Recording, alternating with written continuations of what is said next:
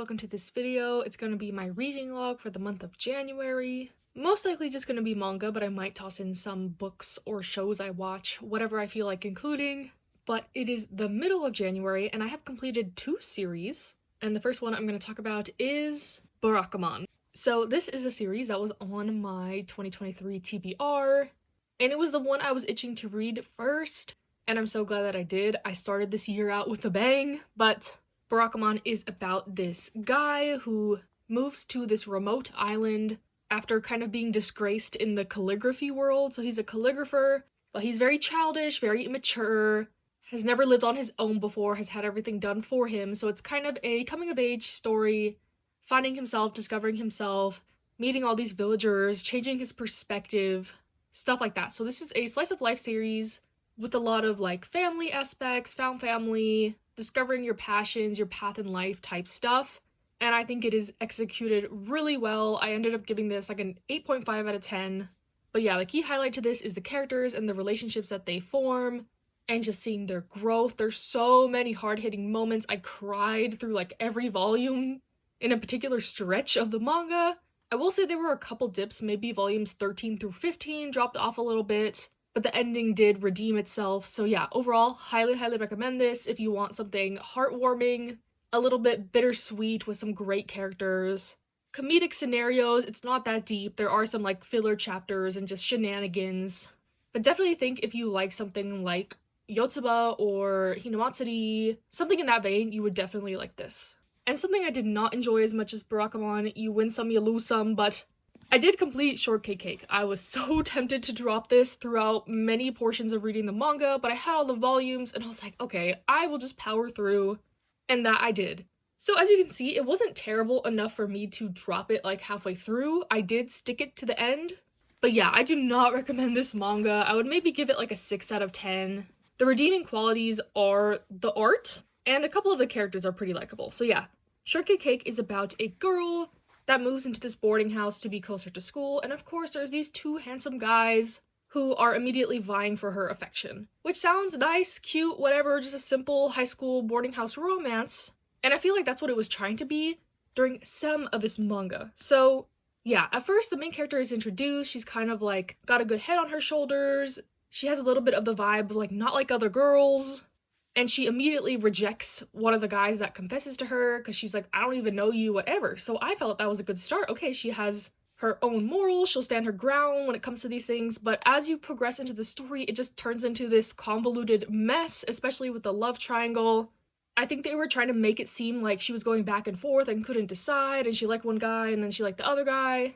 And yeah, that plot point was kind of resolved throughout like the middle of the manga, and there was just some points in that whole saga that really rubbed me the wrong way. There was some like non-consensual kissing going on. She goes through this whole like beautification arc to try to make herself be the ideal girl. Like she confesses to this guy, but then is like, wait, before we date, I need to like be satisfied with myself. And I was like, okay, cool, maybe she's gonna like try a hobby or work on her schooling or something. But no, she's like losing weight, wearing makeup. Like it's just bad messaging in my opinion, especially since this is aimed at like younger girls, like you have to change yourself for a guy to like you type vibe. So that also rubbed me the wrong way. But once the like romance is resolved, the story takes a totally different turn into being this like dark family drama. Yeah, like volumes 8 to 12 totally changes the main character. It's all about this drama and this family stuff. And honestly, I don't think that story was bad. Like, if these were 2 separate manga, I don't think they would be that bad in either right. But the fact that the shift in tone was so drastic was very odd. And yeah, it was kind of just like watching a train wreck unfold, and by the end, I think it all wrapped up as best it could, but overall, I would not recommend this manga, unless you want to look at some pretty art. And also, I will say, this is a love triangle with a girl and 2 guys, but the friendship between the 2 guys was so enticing. It was like one of the best things about this. They had more chemistry with each other than either of them did with the female lead, and that's not just me being delusional. I swear the material is all there.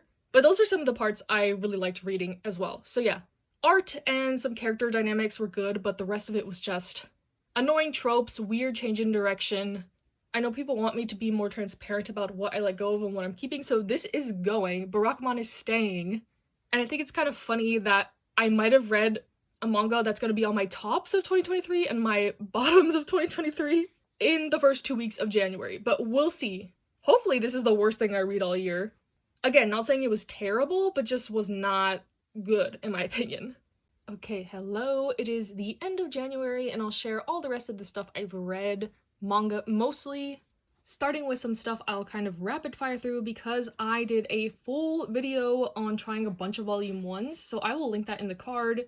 I go much more in detail about my thoughts about these, so I'll kind of just give like a quick summary in this one for the sake of not being repetitive, but a lot of these were sent to me from Yen Press if you've seen my haul for this month. And I think I'm gonna give away the ones I didn't end up enjoying very much. I'd feel weird selling them off because they were gifts. And hopefully whoever receives them will enjoy them more than I did. So yeah, look out for that on my Instagram. It'll probably just be a thing like this story, and then I'll pick with a random generator, stuff like that. I don't like to do official giveaways and announcements and stuff like that because it makes me anxious. So yeah, go follow me on there if you want to potentially win some of these volumes that I didn't end up enjoying. One of those being Shy. I thought this one was okay. It's like a superhero one where the main character is called Shy. She's very shy. She's the hero representing Japan. And this one I just thought was kind of shallow. I couldn't really get into the story. The villain's motives seemed kind of dumb. And yeah, I've seen it done better before. So not a huge fan of Shy. From volume 1. Again, these were like my very reactionary volume 1 opinions.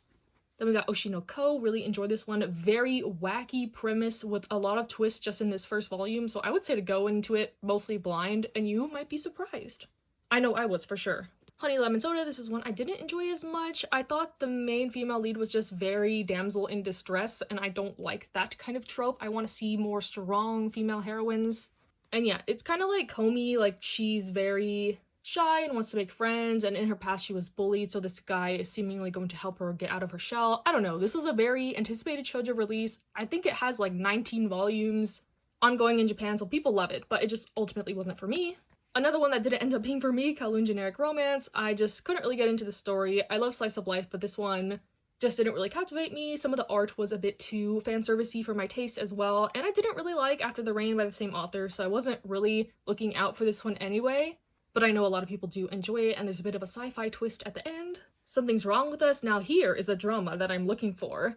This first volume was very, like I said, dramatic. This girl is trying to avenge her mother, who was wrongfully accused of murder, or so she thinks. Who knows? So we'll see where this one goes. I know a lot of people are always reacting to this whenever a new volume comes out, so I want to be part of the hype.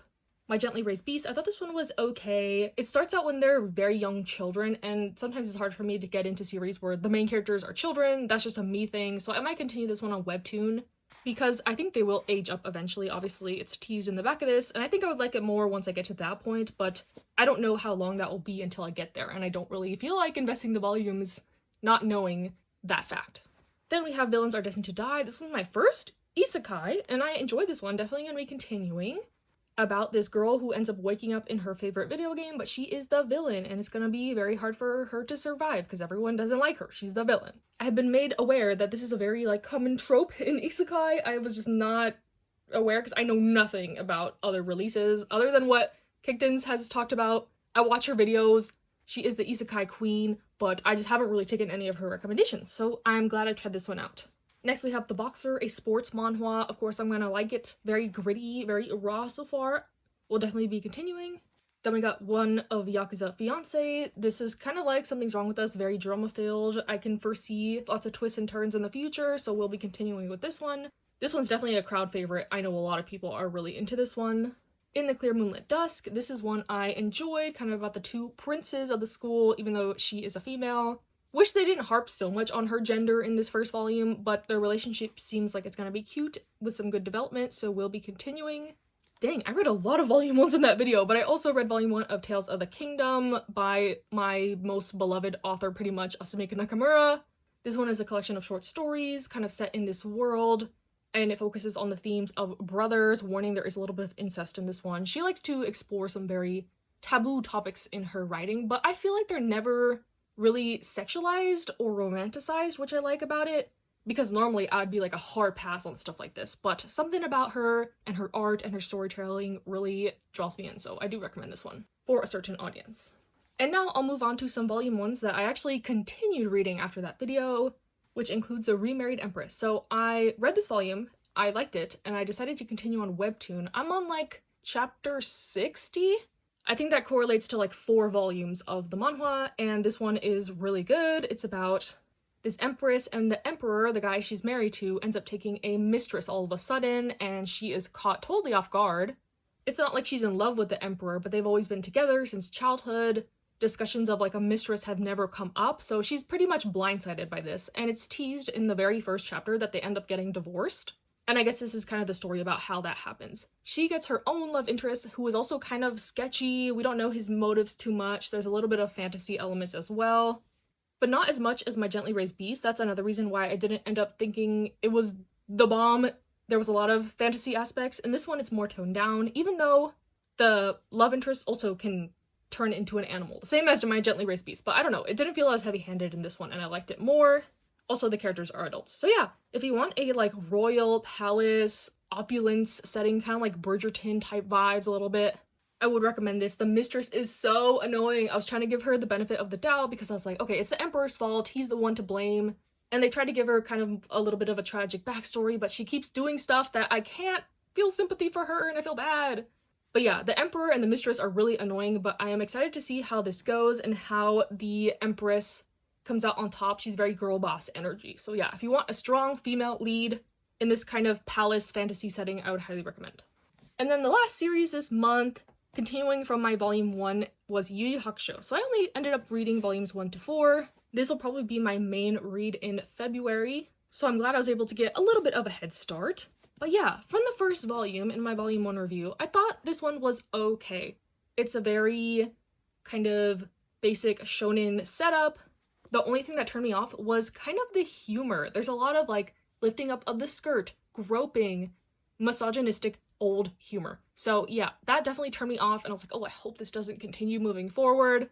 And it does, like in volume 2 and 3, but it's starting to taper off now that we're getting more into the action, which I hope that trend continues. But yeah, I love, love, love Hunter x Hunter. So it's interesting to see Yu Hakusho being kind of the birthplace of a lot of Hunter x Hunter's ideas. I feel like Togashi definitely expanded on a lot of stuff from Yu Hakusho into Hunter x Hunter. There's like mini chapters that seemingly developed into full arcs in Hunter x Hunter, like the training arc when they learn about Nen and stuff. That's kind of skipped over in this. Like he gets to his teacher and then he comes back and he has like all the powers or whatever. So as opposed to Hunter x Hunter where it's like a full like, I don't know, 5-volume arc where they're learning about Nen. So it is really interesting to see like the origins, some of this author's early work, early art, early ideas, and I am enjoying it the more I go along. At first also it was very episodic, which I'm not a huge fan of in manga in general.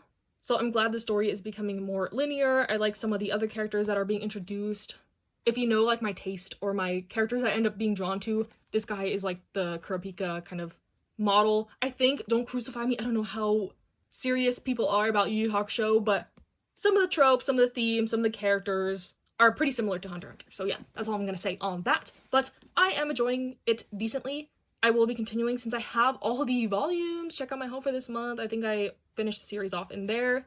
So yeah, excited I'm actually getting into this one. It'll be my main read for February, like I said, I'm pretty sure. And that is all the manga I read this month. A lot of volume 1s and some longer series. And the last thing I'm going to mention is a novel I started. A pretty anticipated one for me, at least. But yeah, I mentioned that I really wanted a reprint for the Battle Royale manga in my 2023 wishlist. And a lot of y'all informed me that the novel is like the source material, so I sought it out, ended up buying it, and I am about halfway through. This is a chunky book. It's like 650 pages. And I'll give more of my in-depth thoughts once I actually finish it, which will probably be next month. But so far, so good. It's super brutal, super gory. I tend to not read stuff like this too often. I guess I would classify it as horror, thriller, action, mystery. But yeah, I'm sure a lot of people are familiar with Battle Royale through either the movie or the manga, but I have not experienced any of that. This is my first introduction into the series.